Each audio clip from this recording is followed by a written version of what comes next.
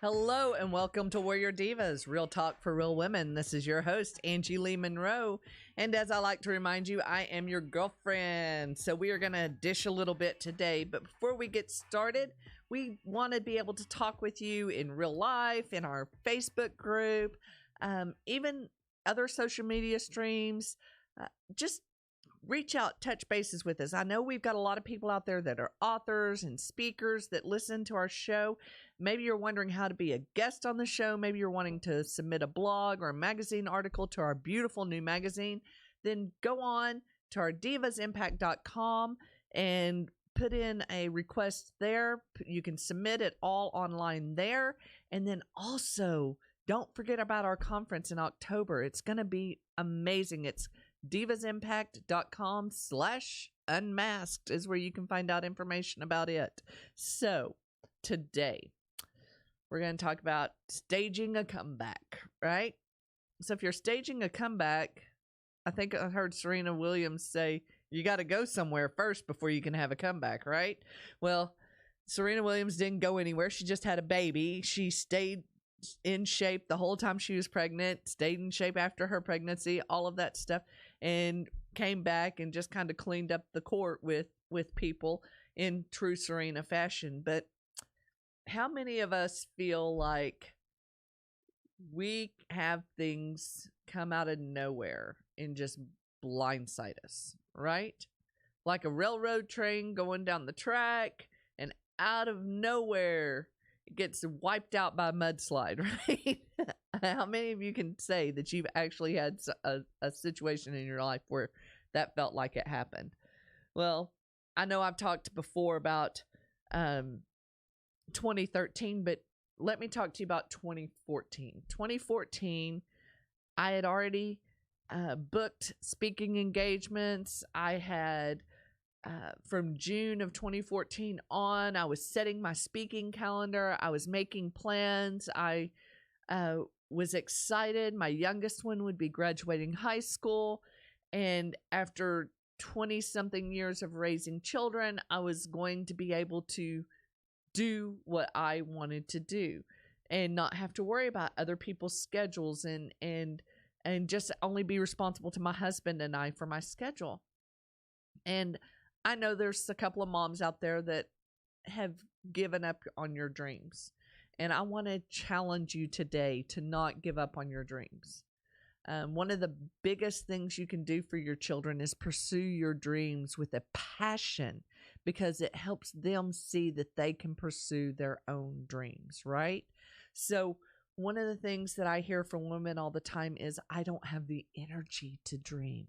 Well, no, you don't have the energy to dream. You're too busy fanning the flame of your husband's dreams, the fan of the flame of your children's dreams, and taking care of all the snotty noses and carpooling and all of the stuff that goes in between all of that, right?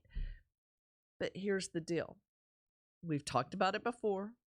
We're going to talk about it again in the future, I'm sure. You've got to take care of yourself first. It's not selfish to take care of yourself first. So 2013 was off to a good start. I had all these things booked and planned in the summer of 2013 for the following summer in 2014. I was super stoked. I was writing talks right and left. I've got file drawers of talks that have never even been heard, people. File drawers of them, because I was still honing my craft even when I didn't have a platform to speak it from. Can I get an amen on that? If I really wanted to be a speaker and I did not have the bandwidth to go out and do it at the time, I would still write the talk that I was going to give. What was impressioned upon me at the time. And you know what? Now all I have to do is go back through those drawers and clean up those talks today for where we are today. There's some lessons I've learned since I wrote that talk that now makes that talk even better. See, there's something that you're wanting to do today and you're going, there's no way I can do it, but there's something you can do towards it. So how do you stage a comeback? You start doing today what you can so that your comeback can be epic. So, like I said, 2013, end of July rolled around, and I woke up to the most god-awful wailing sound I had ever heard. I ran downstairs, and it was my youngest daughter. She had a few classmates that had been killed overnight in a car accident. These are classmates. When I say they're classmates, they were more than classmates. My daughter was a trainer with her high school football team, wrestling team, basketball team, you name it, baseball team. She was a trainer for the high school. And a lot of these guys she had grown up from elementary on with. We had them in our home. We had carpooled them. They were special young men. And in an instant, we lost 3 of them in one car accident out in New Mexico. And it didn't just impact my daughter, it impacted the whole community that was around us. And it was the next day that I went and I had a conversation with my friend Carrie, and we had determined that it was time for me to step away from volunteering in the department I was volunteering in at the church. It was just that season was ending, right? I mean, we all have seasons in our life, and it was time for this one to end. And about a week later, my oldest daughter called home from college and told us she was pregnant. And about a month later, we found out it was twins. The house we had bought, owner financed. Something had gone awry with the people that we bought it owner financed with. And we were going to be homeless at the end of October, which happened to be the same day that my son was leaving to join the Army, and my fake son, Ricky, was leaving 2 weeks after him. Let me just tell you, going from a high in July of, woo, this is what my future looks like, to being at the end of October going, where am I going? What am I doing? What does this look like? It was a total mudslide, running the train off the tracks moment, right? And it was during that time that I really felt that I just needed to push pause. I didn't know what the future held, but I also know that I couldn't see it well enough to make future plans. I needed to be in the moment. And that's what I was talking about with some of you right now. Some of you right now just need to be in the moment with your family. Maybe you've got little ones. Maybe you've got ones in junior high and high school. And for me, I don't know about you, but for me, my children needed me more at home during their junior high and high school years than they ever did during their elementary and preschool years. They needed someone to be accountable to. They needed to know that mom was going to be there and checking the homework and making sure they were in bed at night and going where they said they were going to be going and not just wandering willy-nilly all over the town, right? So that puts a damper on things when you have to be a little more hands-on and you're thinking the teenage years are when I'm going to be set free.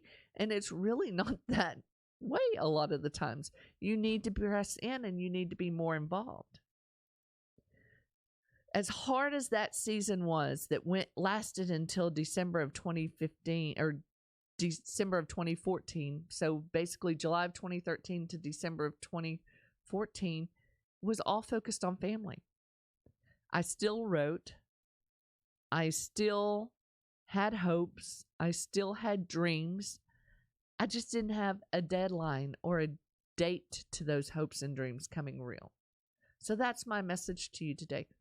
Your comeback can still be a comeback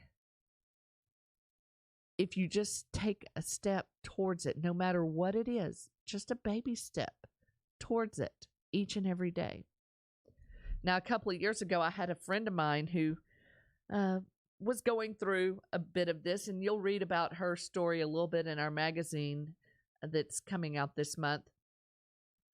And as she was talking, several of us, even in those rough times, we were getting those words for the year. What is our word of the year going to be for this year? And, depending on which group of friends I was with, there were some that were all about, I chose this word. And then there were some that were like, God gave me this word. Well, for me, I was really going, okay, what is the theme for this year going to be? I really want a cool word this year like tenacity or, flex or, something about how strong and powerful I am and all that stuff. Yeah, I got the word discipline that year. Who likes the word discipline? Come on, right? But you know what? It was in that year of building that discipline that led to putting things into place for where we are today. One of the other things that came about was I was truthful and honest on social media that day. I said, I asked for a word like tenacity and I got the word discipline. And a friend of mine said, well, I never saw you as someone who needed to be reminded that you are tenacious. See, I was asking for something I already had so I wouldn't have to do the work to be disciplined. Ouch, right? What does all this have to do with having a comeback? Well, a few years ago when my friend started going through her challenges, she was a CEO. I think it was a CEO, COO. She was a C-level executive with a trucking firm, right? Her dad ran a trucking firm when she was growing up, and she was running this trucking firm. And she handled all the finances. She handled all the management of the truckers, the equipment that was going in and out, and they hauled freight to and from the oil fields. So it was a pretty big deal and large volumes of money flowing in and out. And she made over 6 figures a year. She had a husband that worked out in the oil fields, and he was a welder, so he made a pretty good amount of money as well. They had a nice piece of property, over 10 acres, with a house and a barn that had an apartment that she could lease out to people or let people stay in if they needed to. I mean, it was just a good place for them to be. And she has a story. And boy, is her story a good one, right? And so as she has her story and she's walking out her story, she feels called to serve as the leader of a pregnancy crisis center. Well, let me just tell you, the pay for running a trucking company may be over 6 figures. The pay for running a crisis pregnancy center is not. Like, it is a third of the cost of what it costs, what she gets paid for the other one, right? But that didn't matter to her because she knew in her heart of hearts where she was being called to. She stepped out in faith. She put in her notice. She accepted the role as the leader of the CEO of this organization.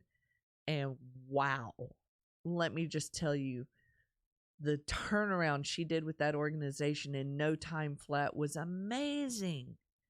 I mean, the buy-in from the community, the things that they were able to do and continue to do. Excuse me, I had to get a drink there. She is just an amazing person.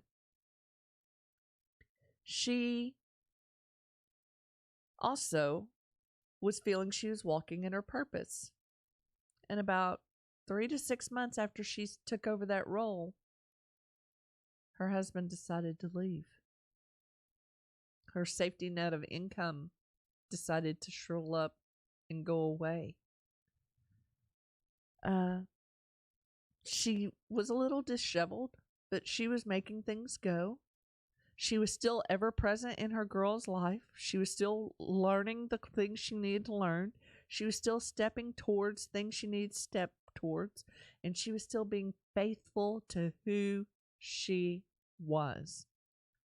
The circumstance of what her husband did, his choice of leaving her, did not change who she was and who she was going to be.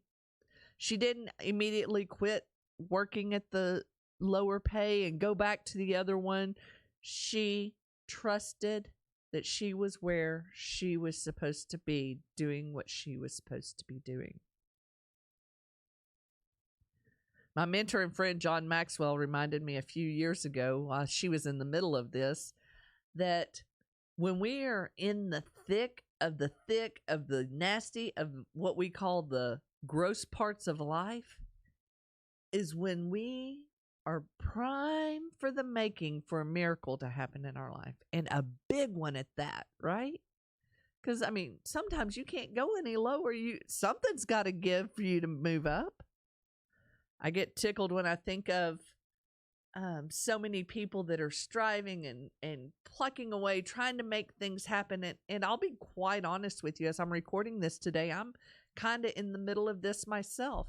I'm got some amazing things that have been happening, but there's just this one part we're not quite broken through yet on. And I'm trying to decide, is it time to shift directions, or do I keep pressing forward? And I'm not sure what's on the other side of it, but have you ever seen the cartoon of the guy with the little pickaxe, and he's in the little tunnel, and he's chipping away, and he's chipping away, and he's chipping away, and he finally decides he's going to give up and walk away, and literally it shows just a few inches beyond where he stopped is a whole tunnel of diamonds? So how do you know when to stop scraping by to get where you're wanting to be? Well, it goes back to, what are you purposed for? What is the call on your life? If the path you're on is what you're purposed for and the call for your life and lines up with your mission, then you will absolutely keep moving forward. I remember a story Shailene Johnson said a few years ago. I read her book, Push. And if you've not ever read her book, it's a great book. But she talks about, she was on the line, her and her husband and kids had gone snow skiing, and she really didn't like the snow ski clothes she could find. She thought they could do better. And so she was going to design this whole new line of ski gear, right? And so as she started looking at it and thinking about going and doing the ski gear, she started looking at how much this was going to take out of her life, how much energy it was going to take out of her life, and how did it line up with the overall mission for her life. And when she realized that it really didn't jive with anything else in her life, she realized that even though she could do it and she had the money and she had the resources, she could give the time to it and stuff like that, it really wasn't something moving her closer to her overall mission. So I want to challenge you today. Start writing down some words. What is the mission for you? My name is Angie Lee Monroe. My mission is to empower and equip a global community of women change agents to make a positive impact on the world we live in. Period. Boom.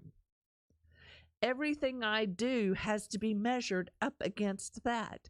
If I am doing things that is not empowering and equipping women, and it's not going to leave a positive impact, I don't do it. It's that simple.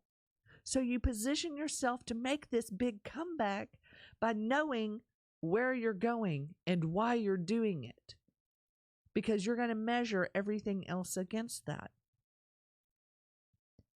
I have walked through a lot of things with a lot of people and been through some rough things myself, as well as watching others go through their rough things. And one of the things I've learned is comebacks are normally bigger and better than the original. So when I stepped off the stage in high school and stopped speaking and stopped doing what I was doing, it helped to know that eventually one day I would want to be back there, even though I didn't know and believe a lot of the times that was possible. But once I started writing, once I started putting things into action, serving around people that were speakers, working around the stage, doing the things that I was doing that led up to it, it made perfect sense that when I sat down a few months ago with a few key people that could help move me exponentially forward faster and at a higher degree of thinking than I ever thought possible, that we would be able to accomplish all the things we've accomplished in the last few months. I'm not negating all the work that happened before that, but the breakthrough happened in May. The breakthrough came when I was at the end of my rope. Remember that old sign poster from the 80s or 90s that had the cat with a hanging off of a piece of rope, and it had a knot in it or whatever? It said hang tight. Literally March, April, May of this year, I was just hanging tight, trying to figure out where we're going, what we're doing, what this looks like. We didn't have the magazine back up and running. We didn't have the blogs back up and running. We didn't even have a podcast that had been talked about for a year, but we didn't have the podcast. And we certainly didn't have a conference planned. And now we've got all of those things done. Plus, we have a learning center that we are launching later on this year, live to the public in January. You only get access to it in October if you come to the conference. But in January, it'll go live to the public. And let me just tell you, all of that is because of the steps I put in place when I thought no one could see them. See, there were silent cries of my heart. There were things that I did, disciplining myself every day to write, whether I ever thought it would be published or spoken or whatever. All of those little disciplines are leading to what you're seeing today. So you may be in a place that it may be a while before you have that big splash moment. But let me just tell you something. There are a lot of movie stars out there that are seen as overnight wonders who are anything but. They're overnight wonders because all of a sudden you're hearing about them all the time.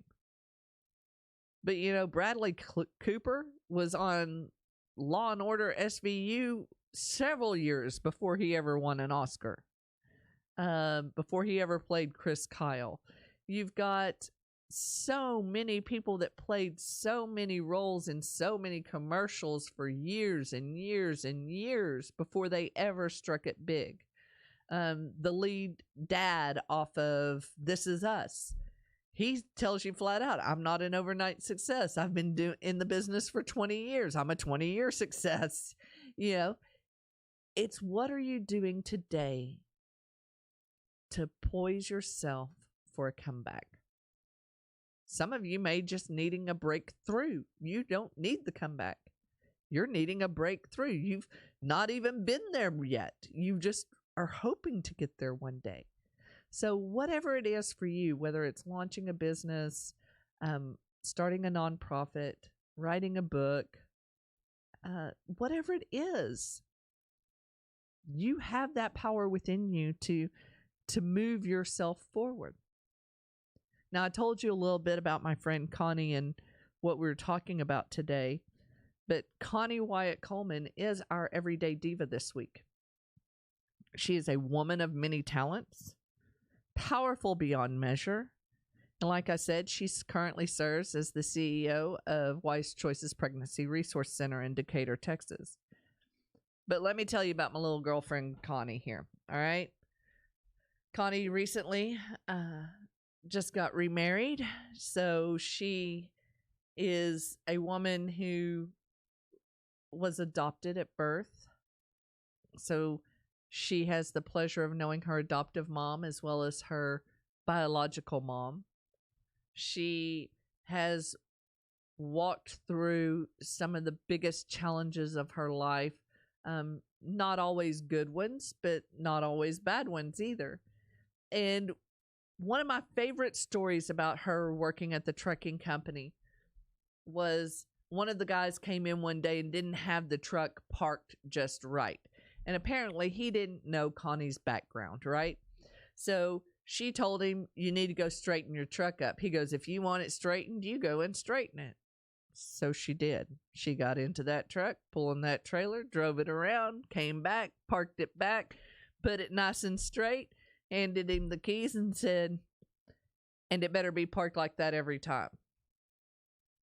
See, she wasn't showing off. She wasn't doing all that stuff. She was letting him know something he didn't already know.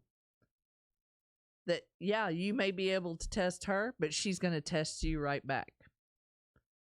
She is a woman that she says she's a self-proclaimed type A control freak. I don't know that it's all self-proclaimed, but anyway, she is also a coffee addict. Yes, she's a coffee addict. She loves her coffee.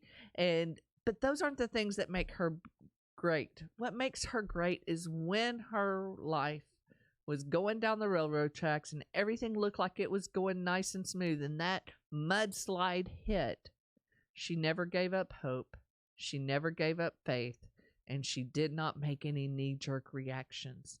She stayed steady the course, and she has come out smelling beautifully because of it, because so many people have watched her walk through that adversity and see that it can be done with grace, it can be done with dignity, and it can be done with excellence. So that is why she is our everyday diva today.